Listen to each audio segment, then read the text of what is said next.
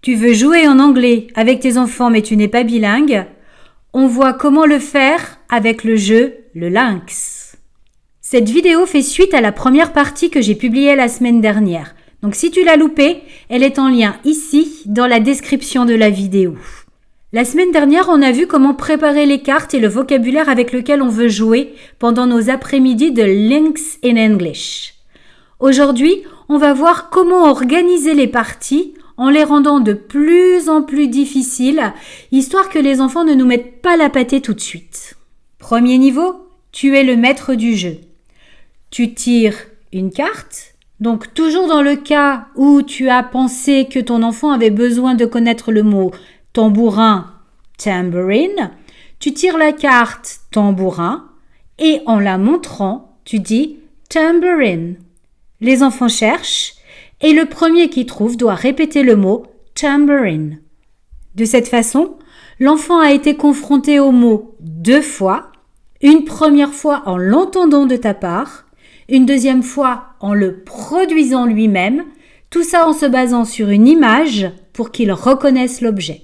Et plus souvent la carte tambourine sortira, plus souvent il entendra le mot, plus souvent il le prononcera et il le retiendra. C'est le principe de la répétition, mais sans s'en rendre compte parce que c'est dans un contexte ludique. Niveau 2, de la même façon, tu tires une carte, mais il est interdit de chercher tant qu'un des enfants n'a pas dit comment ça se dit en anglais. Alors avec les Brussels sprouts, tu ne devrais pas avoir trop de problèmes. Ça, c'est vraiment quelque chose qu'ils retiennent très, très rapidement.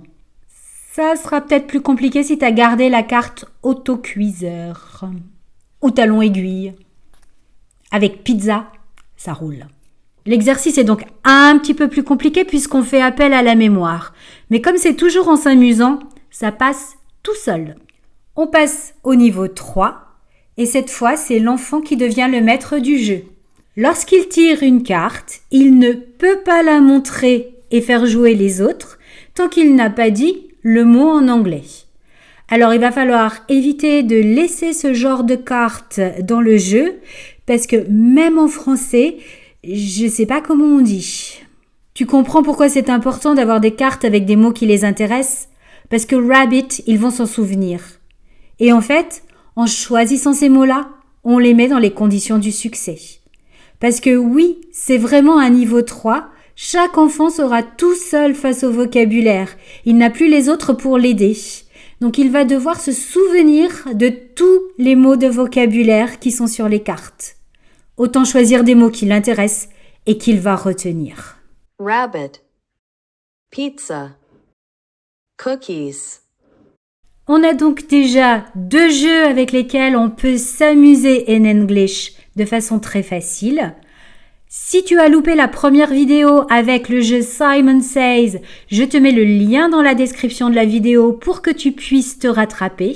Moi, je te donne rendez-vous la semaine prochaine où on va voir ensemble comment commencer à sanctuariser les moments in English et faire en sorte que les enfants les attendent avec impatience. D'ici là, have fun and see you next week.